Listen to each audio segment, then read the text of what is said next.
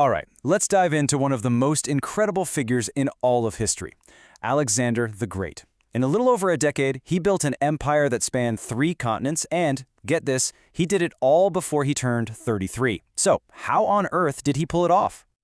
Let's just start with the most shocking number, 32. That's how old Alexander was when he died, and in that incredibly short life, he achieved more than most entire empires managed to do in centuries. It's just staggering to think about. And I mean, what an empire. At its height, it stretched all the way from Greece to northwestern India. We're talking over 2 million square miles. To give you some perspective, he was in control of a massive chunk of the known world at the time, bringing dozens and dozens of different cultures under a single ruler. Now this is the heart of the legend. The man was undefeated. He never lost a single major battle. Think about it. From his very first command to his last campaign, he went up against bigger armies, completely new tactics, and brutal terrain, and every single time, he won. That's a record that almost no other military commander in history can even come close to. So that's the big question, isn't it? How did he do it? Was it pure genius? Was it destiny? Or was it something else entirely?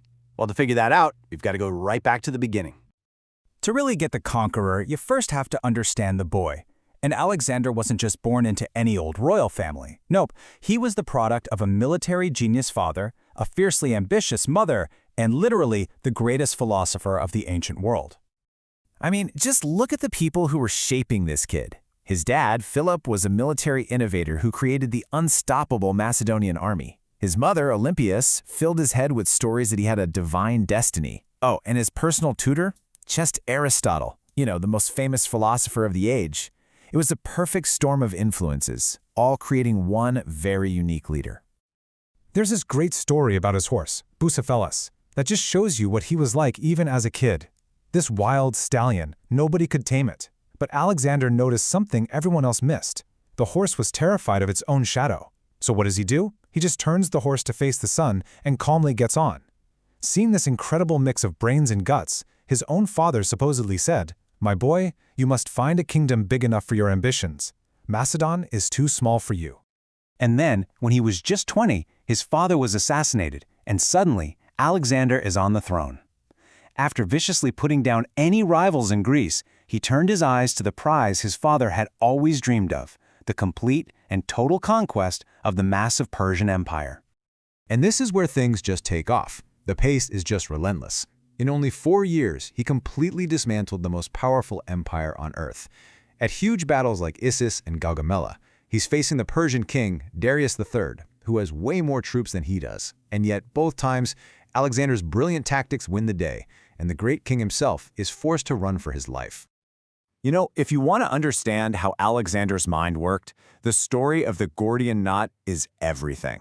So there's this impossibly complicated knot, and a prophecy says whoever can untie it will rule all of Asia. Alexander doesn't even try to untangle it. He just pulls out his sword and slices it right in half.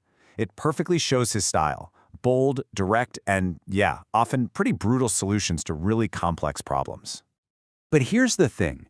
If you only think of Alexander as a general, you're missing the bigger picture. He didn't just want to conquer the world. He had this radical, incredible vision for what he wanted to build after the fighting was over. So, at the very heart of his vision was this revolutionary idea that we now call Hellenization. This wasn't just about forcing Greek culture on everyone. No, it was about fusing it, blending it with Persian and other Eastern cultures. He wanted to create a brand new, hybrid civilization, taking the best from both worlds to hold his new empire together.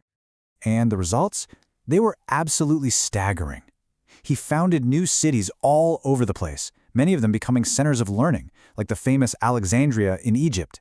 The Greek language spread everywhere, becoming the common tongue.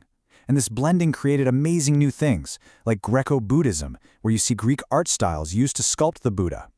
He even started adopting Persian customs, which, by the way, really annoyed his old-school Macedonian soldiers. For about a decade, it really seemed like nothing could stop him. But every ambition has its limits. After taking Persia, he just kept pushing east, deeper into India, looking for what he called the ends of the world. But his limit, it wasn't an enemy army. It was his own men. After a particularly bloody battle in India, his army just had enough. They were exhausted, thousands of miles from home, and they put their foot down. They refused to go any farther. So for the first time in his entire life, Alexander, the undefeated conqueror, was forced to turn back. He'd conquered kings and empires, but he couldn't conquer the will of his own exhausted, homesick men. That journey back was just awful. Thousands died crossing a brutal desert. And then his lifelong best friend, Hephaestion, died, and it absolutely broke him. In his last years, Alexander became more and more paranoid, more unpredictable. He even started demanding that people worship him as a god. The incredible strain of his ambition was finally taking its toll. And then, in 323 BC, back in Babylon, he just suddenly fell sick and died. He was only 32. He left behind the biggest empire the world had ever seen, but he had no clear heir. His last words were supposedly, "to the strongest." Well, that was basically an invitation for all-out civil war. And this really shows you what happened next. The whole empire, which was basically held together by his personal will and genius, just shattered the moment he died.